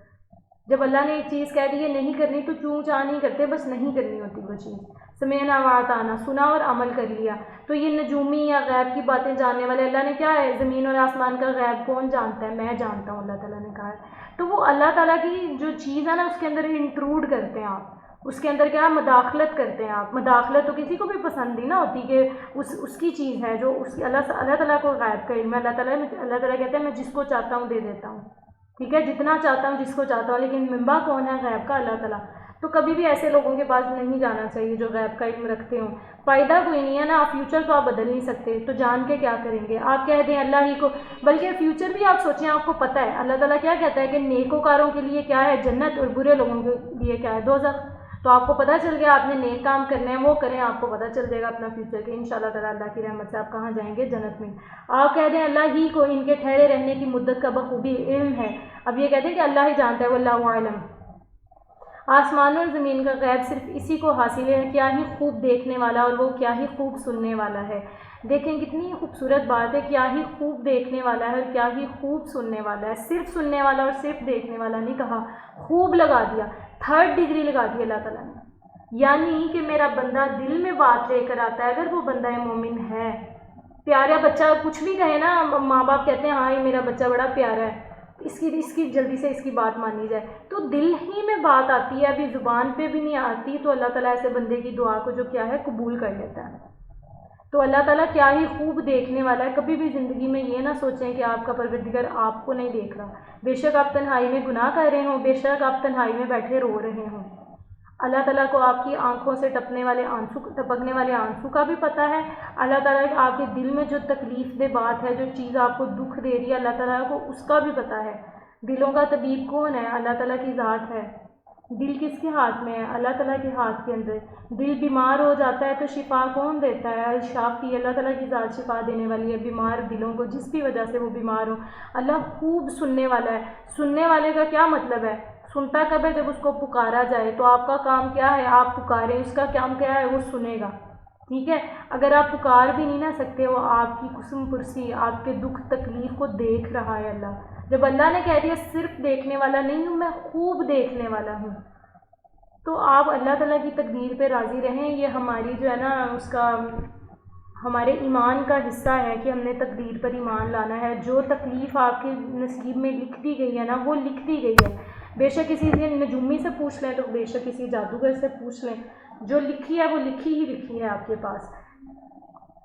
سوائے اللہ کے ان کا کوئی مددگار نہیں ہے۔ اللہ نے بتا دیا نہ آج نہ آخرت میں سفارش جن کی قبول ہوگی وہ آپ کو پتہ ہے۔ اللہ اپنے حکم میں کسی کو شریک نہیں کرتا۔ جب اللہ کا حکم چلتا ہے تو کوئی تیسرا آ کے مشورہ نہیں دے سکتا اللہ تعالیٰ کی ذات کو۔ یہ اتنی پاورفل آیت ہے، آپ دیکھیں اللہ اپنے حکم میں کسی کو شریک نہیں کرتا۔ تو اللہ کے ساتھ دوستی کر لینا کہ جس نے حکم کرنا ہے آپ کا کام ہو جانا ہے۔ جس نے وہ کیا کہتا ہے، میں خوب سننے والا ہوں، اس کو سنائیں۔ میں خوب دیکھنے والا ہوں، اس کو اپنا درد دکھائیں۔ جو دل کے زخم ہے اللہ تعالیٰ کو جا کے دکھائیں۔ اور اللہ کہتا ہے میرے سوا مدد کسی نے نہیں کرنی تمہاری۔ تو برا نہیں لگتا جب اللہ تعالیٰ کہہ رہا ہے کہ میرے سوا تمہارا کوئی رہنما نہیں ہے، میرے سوا تمہارا کوئی ہادی نہیں ہے، میں ہی خوب سننے والا ہوں۔ کتنا دکھ ہوتا ہے پھر آپ لوگوں کے سامنے جا کے اپنے دکھڑے رو رہے ہوتے ہیں، 4 لوگوں کے سامنے جا کر آنسو بہاتے ہیں، وہ 4 لوگ بعد میں خوش ہی ہوتے ہیں۔ اللہ تعالیٰ جو ہے جب آپ کی آنکھ سے آنسو ٹپکتا ہے نا، تو اللہ تعالیٰ کہتا ہے میرے بندے نے مجھے پکارا ہے، میں اس کی پکار کا جواب دوں گا۔ تو وہ اللہ تعالیٰ کو پتہ ہے، آپ سے بہتر اللہ تعالیٰ جانتا ہے اللہ تعالیٰ نے کس وقت میں اور کب آپ کو اور کیسے جواب دینا ہے۔ تیری جانب جو تیرے رب کی کتاب وحی کی گئی ہے، اسے پڑھتا رہ۔ یہ دیکھیں اللہ نے کہا پڑھتا رہ، یعنی ایگزامینر ہمیں کہہ رہا ہے کہ اس قرآن کو پڑھتا رہے۔ اس کی بات تو ہم نے پاس ہونا ہے، تو ہم نے ایگزامینر کی بات ماننی ہے، اللہ تعالیٰ کی بات ماننی ہے۔ اس کی باتوں کو کوئی بدلنے والا نہیں ہے۔ تو اللہ سے دوستی کر لیں، جو اللہ کہہ دے گا پتھر پہ لکیر ہو جائے گا۔ دنیا میں کسی کے سامنے ہاتھ پھیلانے کی ضرورت نہیں پڑے گی آپ کو۔ وہ ایک سجدہ جسے تو گراں سمجھتا ہے، 1000 سجدوں سے دیتا ہے آدمی کو نجات۔ اللہ کے سامنے روئیں، جا کے گرائیں، اپنا آپ گھول دیں، جیسے اللہ کے نبی کے بارے میں کہا کہ رو رو کے ہلاک ہو جانے والی حالت ہو جائے۔ اللہ سنتا ہے سب کی۔ تو اس کے سوا ہرگز کوئی پناہ کی جگہ نہیں پائے گا۔ اللہ کے پاس ہی آپ کو آنا ہے، تو بہتر ہے پیار محبت سے اللہ کے پاس چلے جائیں، بجائے یہ کہ اللہ تعالیٰ کھینچتان کے لائے۔ اللہ لے تو آتا ہے پھر اپنے بندوں کو گھٹنوں کے اوپر، اور اپنے آپ کو ان لوگوں کے ساتھ رکھا کر جو اپنے پروردگار کو صبح و شام پکارتے ہیں۔ دیکھیں آپ کو پتہ چل گیا آپ کے بیسٹ فرینڈز کی ٹریٹس کیا ہیں۔ اور اگر بیسٹ فرینڈز نہیں مل رہے تو آپ نے کیا کرنا ہے؟ غار میں جا کے بیٹھ جانا ہے۔ کہاں بیٹھ جانا ہے؟ اپنے نفس کا محاسبہ کرنا ہے، اپنے گھر میں ایک روم اندر جا کے کمرے میں بیٹھ جانا ہے، جب تک وہ دوست نہیں ملتا جو آپ کے جو صبح و شام پروردگار کو پکارتا ہے، ان کی رضامندی اور خوشنودی چاہتے ہیں۔ خبردار تیری نگاہیں ان سے نہ ہٹنے پائیں کہ دنیوی زندگی کے ٹھاٹ کے ارادے میں لگ جا، دیکھ اس کا کہنا نہ ماننا۔ اللہ نے کہہ دیا دنیا کی زندگی کے پیچھے نہ پڑ جانا، دنیا کو خوش کرنے کے پیچھے نہ پڑ جانا، دیکھ اس کا کہنا نہ ماننا، جس کے دل کو ہم نے اپنے ذکر سے غافل کر دیا اور جو اپنی خواہش کے پیچھے پڑا ہوا ہے۔ یعنی اپنی خواہش چھوڑنی ہے آپ نے۔ یہاں دیکھیں ہم نے اپنے ذکر سے غافل کر دیا۔ اگر آپ نماز نہیں پڑھ رہے، آپ اللہ تعالیٰ کا ذکر نہیں کر رہے پورے دن میں، اللہ کو میں نہیں سمجھتی کہ کوئی بندہ کم از کم 5 نمازوں کے بعد جب دعا کرتا تو اللہ تعالیٰ کو یاد کر کے نہیں روتا ہوگا۔ سب سے پہلے وہ مانگنا تو دور کی بات ہے، اپنے گناہوں کے اوپر ہی شرمندگی کے مارے ہاتھ ہی اٹھے رہتے ہیں، منہ سے الفاظ نہیں نکلتے، آنکھوں سے آنسو ہی بس جاری ہوتے ہیں کہ اللہ تعالیٰ میں اتنا گناہ گار، پھر بھی تو نے مجھے اپنے ذکر سے غافل نہیں کیا۔ میں ٹوٹی پھوٹی ہی صحیح، میں عبادت کرنے آتا تو ہوں تیرے سامنے۔ وہی ندامت کا وقت کافی ہوتا ہے کہ میرا پروردگار اس قدر تو مجھ سے رکھتا ہے نا کہ مجھے اپنے ذکر کے لیے بلاتا ہے۔ تو الحمدللہ ہم ان لوگوں میں سے نہیں ہیں۔ دعائیں قبول کرنا نہ کرنا، اللہ نے کیا کہا؟ میں 7 سے لے کر 700 گنا تک اجر دیتا ہوں نماز کا، اپنے مطابق کہ میرے بندے نے کس طرح نماز پڑھی ہے۔ جو شخص اپنی خواہش کے پیچھے پڑا ہوا ہے، اپنی خواہش کے پیچھے نہیں پڑنا۔ مومن کا دل کہاں جاتا ہے؟ جہاں اللہ تعالیٰ ہوتا ہے۔ مومن کی خواہش کیا ہوتی ہے؟ جو اللہ کے پیاروں کی خواہش ہوتی ہے۔ وہ دیکھتا ہے اگر ہم سے پہلے لوگ کامیاب تھے، ہم پڑھتے ہیں الحمدللہ سورۃ عباد الرحمن کی خصوصیات پڑھتے ہیں، نیک لوگ کون تھے، تو ہماری خواہش ویسی ہو جاتی ہے۔ اول تو انسان کو کوئی خواہش نہیں رہتی۔ اللہ سبحانہ تعالیٰ نے ہمیں اتنا کچھ دیا، اگر ہم نعمتیں گننا شروع کر دیں تو بندہ ویسے ہی شرمندہ ہو جائے، میں اتنا گناہ گار ہوں، اللہ تعالیٰ پھر بھی رزق دینا بند نہیں کرتا۔ جس کا کام حد سے گزر چکا ہے، اعلان کر دے کہ یہ سراسر برحق قرآن تمہارے رب کی طرف سے ہے، جو چاہے ایمان لائے، جو چاہے کفر کرے، اللہ کو فرق نہیں پڑتا۔ اللہ کو نہ تمہاری عبادت کی ضرورت ہے، اللہ تعالیٰ یہی کہتے ہیں نا قرآن کے اندر، نہ تمہارے پیسوں کی ضرورت ہے جو تم اللہ تعالیٰ کی راستے میں زکوٰۃ اور صدقات اور ان کے لیے دیتے ہو، یہ تو تمہاری میل کچیل دور کرنے کے لیے ہے۔ جو نماز پڑھنے کا حق تھا تم اس طرح نہیں پڑھتے، جس طرح رزق دینے کا اللہ تعالیٰ کے راستے میں حق تھا، حج کرنے کا، یہ تم جو اپنے اندر کی میل، اپنے اندر کی گندگی کو صاف کرنے کے لیے اللہ تعالیٰ کے راستے میں دیتے ہو تم۔ اب جو چاہے ایمان لائے، جو چاہے کفر کرے، اللہ کو تو اس چیز کی ضرورت نہیں ہے، یہ تو تم نے جنت کمانی ہے، ورنہ کہاں جاؤ گے؟ جہنم کے اندر چلے جاؤ گے۔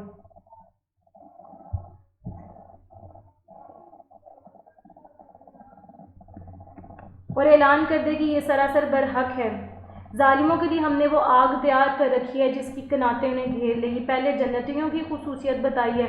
اچھا، یہاں پر یہ ہے کہ اللہ کے، آپ کو میں نے پہلے بھی واقعہ بتایا ہوا ہے کہ اللہ کے نبی صلی اللہ علیہ وآلہ وسلم جو تھے نا، قریش کے جو لوگ تھے انہوں نے یہ کہا کہ اپنے پاس سے نا، ایک حذیل قبیلے کا شخص تھا، حضرت بلال رضی اللہ تعالیٰ عنہ، ابن مسعود رضی اللہ تعالیٰ عنہ تھے، یہ غریب صحابی تھے۔ تو جب قریش مکہ کے جو سرداران آئے نا، انہوں نے خواہش کی کہ محمد صلی اللہ علیہ وآلہ وسلم اپنے پاس سے ان لوگوں کو ہٹا دیجیے آپ، پھر ہم آپ کی محفل میں آئیں گے، کہ ہم اپنے آپ کو غریبوں کے ساتھ نہیں بٹھانا پسند کرتے اپنے آپ کو۔ تو اللہ کے نبی کے دل میں آیا کہ ہو سکتا ہے اگر میں ایک سردار کا دل بدل دوں، ان لوگوں کو ہٹا دوں اپنے پاس سے اور ایک سردار کا دل بدل دوں، تو ہو سکتا ہے سردار کے جتنے بھی پیروکار ہیں وہ ایمان لے آئیں۔ تو اللہ تعالیٰ نے اللہ کے نبی کو بھی یہ جواب دیا ہوا ہے، جو اپنی خواہش کے پیچھے پڑا ہوا ہے، نہیں سرداران قریش یہ کیا ہیں، حد سے گزرے ہوئے، اعلان کر دے کہ اس سراسر برحق قرآن تمہارے رب کی طرف سے، اب جو چاہے ایمان لائے، جو چاہے کفر کرے، یہ ان لوگوں کو بھی اشارہ ہے اس طرف۔ ظالموں کے لیے ہم نے کیا، اب پہلے جنت کی خصوصیات بتائیں، اللہ تعالیٰ کی عادت ہے، آگے ہی اللہ تعالیٰ جہنم کا بتاتے ہیں، جس اب آپ جتنے بھی لوگ بیٹھے ہیں، آپ جن میں سے جو کوئی ماں باپ کی نافرمانی کرنے والا ہے، کوئی حرام رزق کھانے والا ہے، کوئی آنکھوں ہاتھ کان کا زنا کرنے والا ہے، گناہ کبیرہ کرنے والا ہے، گناہ صغیرہ کرنے والا ہے، کسی کی ٹو میں رہنے والا ہے، چغلی کرنے والا ہے، اس طرح کا کوئی بھی کام کرنے والا ہے نا، کرنے سے پہلے ان آیات کو یاد رکھ لے جو میں پڑھنے جا رہی ہوں۔ ظالموں کے لیے ہم نے وہ آگ تیار کر رکھی ہے جس کی کناتیں انہیں گھیر لے گی، یعنی جھنڈ آگ کا، ایک لہر آئے گی آگ کی، دوسری لہر آئے گی، اگر وہ فریاد رسی چاہیں گے بھی کہ ہماری سنی جائے، ہمیں پانی پلایا جائے، تو ان کو پانی پلایا جائے گا جو کیسا ہوگا، جو تیل کی تلچھٹ جیسا ہوگا، جو چہرے کو بھون دے گا، بڑا ہی برا پانی ہے اور بڑی بری آرام گاہ ہے، یعنی دوزخ ہے۔ یقیناً جو لوگ ایمان لائیں اور نیک عمل کریں تو ہم کسی نیک عمل کرنے والے کا ثواب ضائع نہیں کرتے۔ اگر آپ کو لگ رہا ہے نا کہ دنیا میں امیروں کو بہت دیا جا رہا ہے، کچھ خاص طبقہ ہے اسی کو دیا جا رہا ہے، ہماری تو بھئی ہم 10 بار فیل ہوتے ہیں تو 11ویں بار پاس ہوتے ہیں، 12ویں بار پھر فیل ہو جاتے ہیں، ہم گرتے ہی رہتے ہیں، تو اللہ کہتا ہے میں نیک عمل کرنے والے کا عمل ضائع نہیں کرتا۔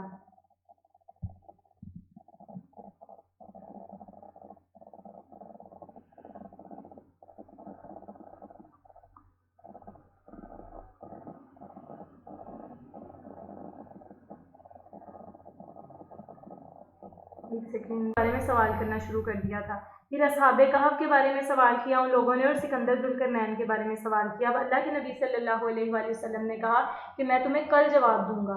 اسی طرح 15 دن گزر گئے، ظاہر ہے پیغمبر نے جب کہا کہ میں کل جواب دوں گا تو پیغمبر کو ہوا وحی کیوں نہیں آ رہی؟ پیغمبر کے کہنے سے وحی تو نہیں آتی تھی نا، اس کا یہ مطلب حکم کس کا چلتا ہے؟ اللہ تعالیٰ کی ذات کا چلتا ہے، ٹھیک ہے، پیغمبر کے کہنے سے تو وحی آنے سے رہی۔ اب 15 دن گزر گئے، 16ویں دن وحی آئی، اللہ کے نبی بڑے پریشان ہوئے، یہود نے باتیں کرنا شروع کر دی کہ محمد صلی اللہ علیہ وآلہ وسلم نے تو کہا تھا کہ میں کل بتاؤں گا۔ اب مسئلہ کہاں ہوا؟ جبرائیل علیہ السلام آئے، انہوں نے کہا کہ پیغمبر اللہ تعالیٰ نے کہا ہے کہ تم نے یہ کیوں نہ کہا کہ انشاءاللہ تعالیٰ اگر اللہ تعالیٰ نے چاہا تو پھر میں کل بتاؤں گا آپ کو۔ تو ہمیں یہ ترغیب دی جا رہی ہے پیغمبر کے ذریعے سے، پیغمبر کی زندگی جو ہے وہ ہمارے لیے اسوہ حسنہ ہے۔ میں نے جو پچھلی ہم آڈیو جب کر رہے تھے تو میں نے بات اس پہ ختم کی تھی کہ do in the room as Romans do, یہ ایک ہے نا ہمارے پاس پروورب ہے، تو اس کا یہ مطلب ہے جب تم روم میں جاؤ تو روم کے لوگوں کی طرح بیہیو کرو، جب تم پاکستان میں رہو تو پاکستان کے لوگوں کی طرح بیہیو کرو۔ لیکن جو بندہ مومن ہوتا ہے وہ نہ روم کو دیکھتا ہے نہ پاکستان کو دیکھتا ہے، وہ یہ دیکھتا ہے میں مومن ہوں، میں نے ویسٹرن کنٹریز میں بھی جا کر رہنا ہے تو میں مومن ہوں، میں یورپ میں جا کر رہوں گی تو بھی میں مومنہ ہی ہوں۔ یہ نہیں کہ وہاں اگر اس طرح کا لباس ہے یا وہاں کا اس طرح کا کھانا ہے، حرام کلچر ہے تو میں اس میں ڈھل جاؤں۔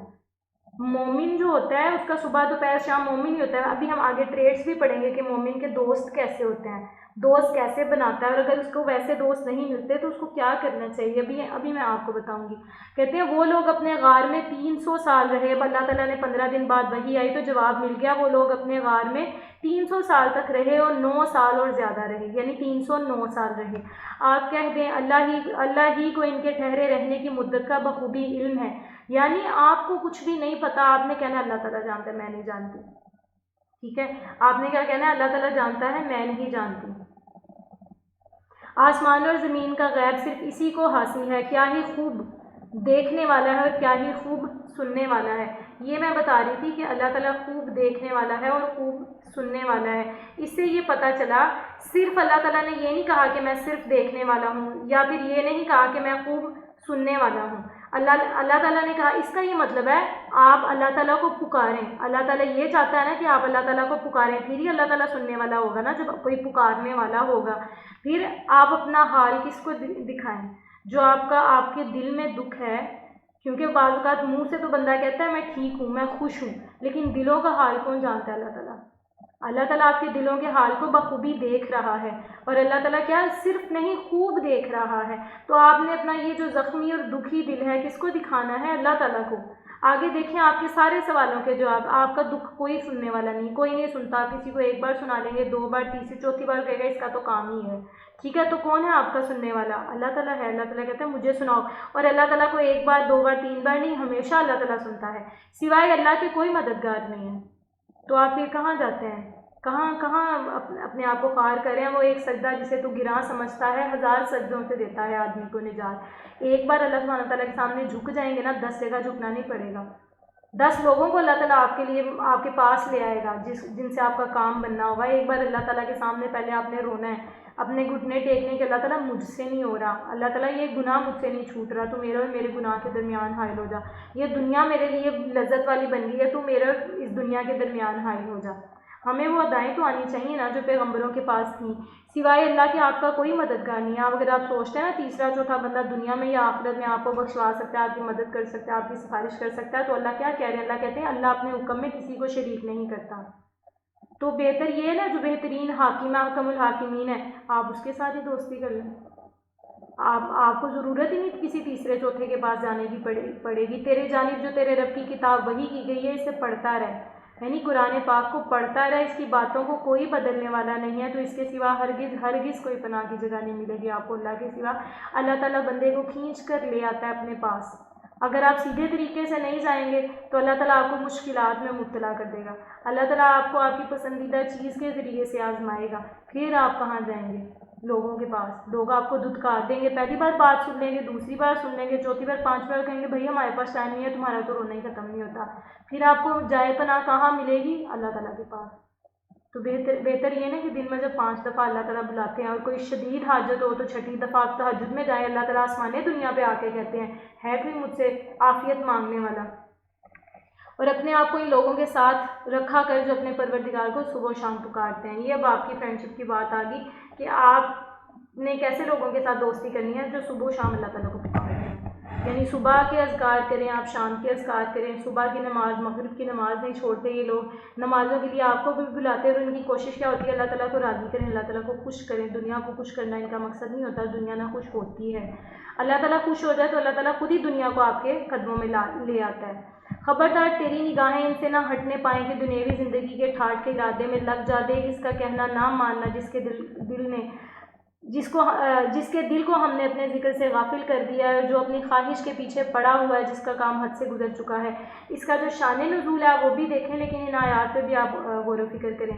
پہلے آیات پہ غور و فکر کریں، پھر میں شان نزول بتاتی ہوں۔ کہتے ہیں تیری نگاہوں سے نہ ہٹنے پائے کہ دنیوی زندگی کے ٹھاٹ کے ارادے میں لگ جا، یعنی دنیا کمانے کے پیچھے نہیں لگنا، دنیا کو ضرورت اپنی نہیں، مجبوری نہیں بنانا، آپ نے جتنی چاہیے اتنی لیں۔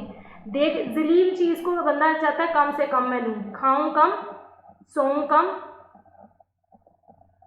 اور اعلان کر دے کہ یہ سراسر برحق قرآن تمہارے رب کی طرف سے، اب جو چاہے ایمان لائے، جو چاہے کفر کرتے۔ اللہ تعالیٰ کہتا ہے مجھے تمہاری عبادت کی ضرورت نہیں ہے، مجھے تمہارے روزوں کی ضرورت نہیں ہے۔ اگر تمہیں فاقہ کراتا ہوں تو تمہیں یہ احساس دلاتا ہوں کہ غریبوں کا احساس کرو۔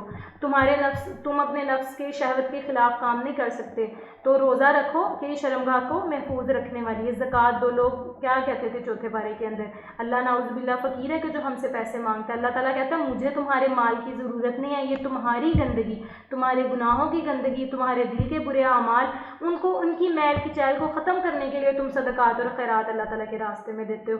تمہارا کام کوئی نہیں بن رہا ہوتا تو اللہ تعالیٰ کہتا ہے تم مجھ سے تجارت کر لو. ڈیپ ان سائڈ تو آپ کا مقصد تجارت ہی ہوتا ہے، اللہ تعالیٰ سے دوستی کرنا تو آپ کا مقصد نہیں ہوتا کہ میرے محبوب نے حکم دیا ہے تو میں اللہ تعالیٰ کے راستے میں خرچ کروں. اللہ کہتا ہے مجھے تمہاری ضرورت نہیں ہے، چاہے ایمان لے کر آؤ چاہے کفر کرو، تمہیں کیا مل جائے گا اس کا بدلہ.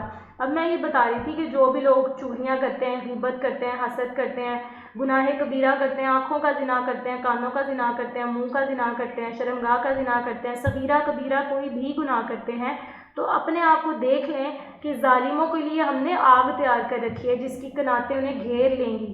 ایک بار آگ گھیرے گی کہ چھوڑے گی نہیں. پھر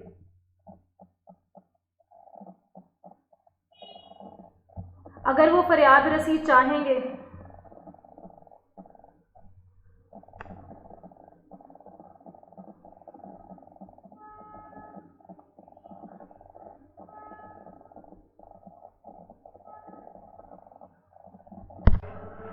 میں یہ بتا رہی تھی کہ ظالموں کے لیے ہم نے وہ آگ تیار کر رکھی ہے جس کی کناتیں انہیں گھیر لیں گی. اگر وہ فریاد رسی چاہیں گے تو ان کی فریاد رسی کس سے کی جائے گی؟ پانی سے کی جائے گی جو تیل کی تلچھٹ جیسا ہوگا، یعنی کھولتا ہوا تیل کی طرح کا ہوگا، جو چہروں کو بھون کر رکھ دے گا. بڑا ہی برا پانی ہے اور بڑی بری آرام گاہ ہے، یعنی دوزخ ہے. یقیناً جو لوگ ایمان لائیں آپ بتائیں آپ اس آرام گاہ میں جانا چاہتے ہیں؟ کوئی بھی نہیں جانا چاہے گا اس کے اندر. ٹھیک ہے، تو بہتر یہ ہے کہ جو ہم چھوٹے چھوٹے گناہ مسلسل کر رہے ہوتے ہیں وہ بھی پھر بڑے گناہوں میں تبدیل ہو جاتے ہیں. بعید نہیں کہ پیغمبر کی چھوٹی سی بات تھی نا، انشاءاللہ تعالیٰ نہیں کہا تھا انہوں نے تو اللہ کو پسند نہیں آئی، تو ہماری اتنے برے کام ہوتے ہیں تو بعید نہیں کہ اللہ ہم سے ناراض ہوا ہو یا اللہ ہم پہ اپنی نظر کرم نہ کرنا چاہتا ہو. تو ہمیشہ اپنے کاموں کا محاسبہ کرنا چاہیے، کسی کا دل کبھی بھی توڑنے کی کوشش نہیں کرنی چاہیے، کیونکہ بندے کے جو حقوق ہیں اللہ تعالیٰ وہ نہیں معاف کر سکتا جب تک بندہ نہ معاف کر سکے. ٹھیک ہے، تو یہ 5 نمازیں پڑھ لینا لیکن کسی کے ساتھ بد اخلاقی کے ساتھ پیش آ جانا. روزے رکھ لینا رمضان کے لیکن چڑچڑے ہو کے صبح اور شام سحری اور افطاری کے کام کرنا، نیکی سمجھ کے نہ کرنا، چڑچڑے ہو کر کرنا. اللہ کے راستے میں دینا کہ بھائی اللہ تعالیٰ نعوذ باللہ غریب ہے جو ہم اللہ کے راستے میں دیں، یا صرف تب دینا جب آپ کے اوپر مشکلات ہیں. اللہ نے کیا کہا کہ مجھے خوشحالی میں یاد رکھو، میں تمہیں مشکلات میں یاد رکھوں گا. یقیناً جو لوگ ایمان لائیں نیک عمل کریں تو ہم کسی نیک عمل کرنے والے کا عمل ضائع نہیں کرتے. تو اگر ہم میں سے کوئی بھی یہ شخص سوچتا ہے کہ دنیا میں اس بندے کو مجھ سے زیادہ دیا جا رہا ہے، وہ بندہ مجھ سے زیادہ بہتر حال میں ہے، میں نے اس نے اکٹھا کاروبار شروع کیا تھا یا میں نے اور اس نے اکٹھی ڈگری شروع کی تھی، میں نے اس نے اکٹھی نوکری شروع کی، اس کا کاروبار چل گیا، اس کی ڈگری اچھی ہوگی، اس کا CGPA اچھا ہو گیا، اس کی شادی اچھی ہوگی. لوگوں سے موازنہ کریں گے آپ کا سکون چھن جائے گا. جو اللہ نے پیٹرن آپ کے لیے لکھا ہوا ہے آپ نے اسی پیٹرن پہ چلنا ہے. اگر آپ نیک عمل کرتے ہیں، آپ سمجھتے ہیں میں تو 5 وقت کا نماز بھی میں 5 وقت کی ادا کرتی ہوں، میرے ساتھ تو اچھا نہیں ہوتا، دیکھو وہ تو 5 وقت کی نماز بھی نہیں پڑھتی، اس کے ساتھ اچھا ہو رہا ہے، بہت اچھا ہو رہا ہے. تو اللہ کہتا ہے میں نیک عمل کو ضائع نہیں کرتا. کہیں نہ کہیں نہیں تو آخرت میں ہمیشہ کی جنت جو ہے وہ آپ کو مل جائے گی. تو جس کو جنت مل جائے اس کو کچھ بھی نہیں چاہیے. ان کے لیے ہمیشہ والی جنتیں ہیں جن کے نیچے سے نہریں جاری ہو رہی ہیں، وہاں ان کو سونے کے کنگن پہنائے جائیں گے، وہ سبز رنگ کے نرم اور باریک اور موٹے ریشم کے لباس پہنیں گے. یہ اتنی خوبصورت آیت ہے نا، سونے کے کنگن، سبز رنگ کے نرم اور باریک اور موٹے ریشم. غور کریں اس چیز کے اوپر تو آپ کو پتہ چلے گا ریشم تو مرد کے اوپر حرام ہے، سبز رنگ بھی اللہ کے نبی نے مردوں کے لیے پسند نہیں کیا، سونا بھی ویسے ہی حرام ہے. اور سونا جو ہے کیا ہے؟ مال میں سے ہے، اور مال تو فتنہ ہے. یہ دیکھیں وہ 2 چیزیں حرام اور تیسری چیز فتنہ جو کہی گئی تھی، مردوں پہ تو ویسے سونا حرام ہے. اللہ تعالیٰ جنت میں یہ چیزیں دے گا، یعنی دنیا میں جن لذتوں سے آپ کو دور رہنے کا حکم دیا گیا ہے جب آپ جنت میں چلے جائیں گے تو کسی چیز کی مناہی نہیں ہوگی، صرف دل میں بات آئے گی تو اللہ تعالیٰ قبول کر دے گا. وہ تو ہمیشہ کی زندگی ہے.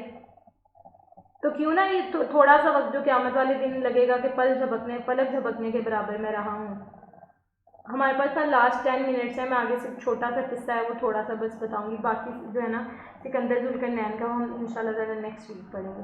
وہاں تختوں کے اوپر تکیے لگائے ہوئے ہوں گے، کیا خوب بدلہ ہے اور کس قدر عمدہ آرام گاہ ہے. وہ آپ نے خود چوز کرنا ہے کہ وہ جہاں پر پینے کے پانی کے طور پہ بھی آپ کو کیا دیا جائے گا، تیل کھولتا ہوا دیا جائے گا جو منہ کو بھون کر رکھ دے گا کہ یہ چاہیے نعمتوں والی جنت.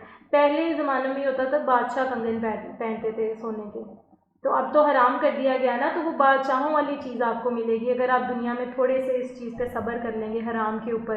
اور انہیں ان 2 شخصوں کا حال بھی سنا دے جن میں سے ایک کو ہم نے 2 باغ انگوروں کے دے رکھے تھے اور جنہیں کھجوروں کے درختوں سے ہم نے گھیر رکھا تھا، اور دونوں کے درمیان ہم نے کھیتی بھی لگا رکھی تھی، دونوں باغ اپنا پھل خوب لائے اور اس میں کسی طرح کی کمی نہ کی، اور ہم نے ان باغوں کے درمیان نہر جاری کر دی۔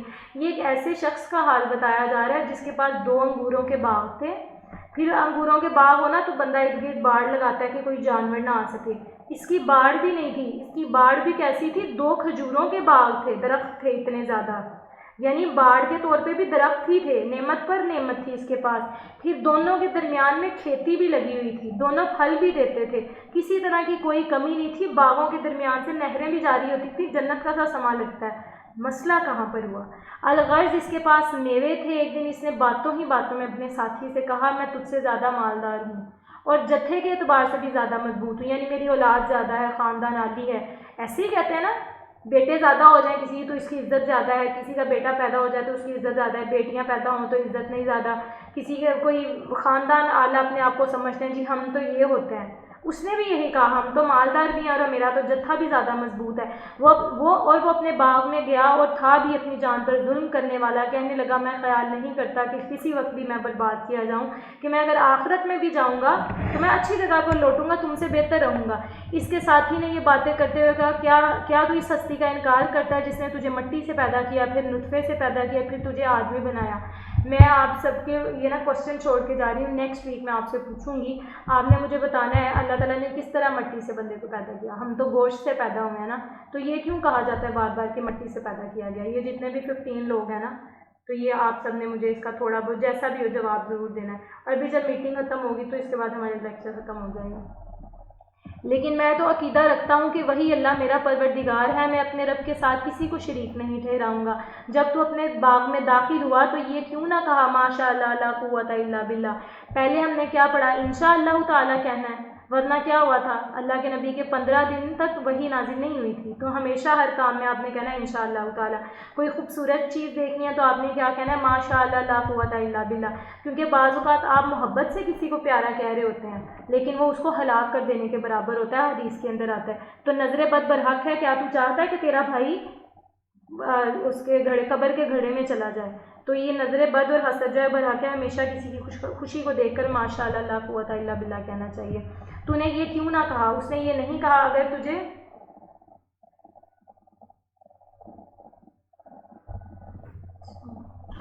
اگر تو مجھے مال اور اولاد میں اپنے سے کم دیکھ رہا ہے تو بہت ممکن ہے کہ میرا رب مجھے تیرے اس باغ سے بہتر باغ دے گا، یعنی نعمتوں والی جنت مل جائے گی مجھے، اور اس پر آسمانی عذاب بھیج دے۔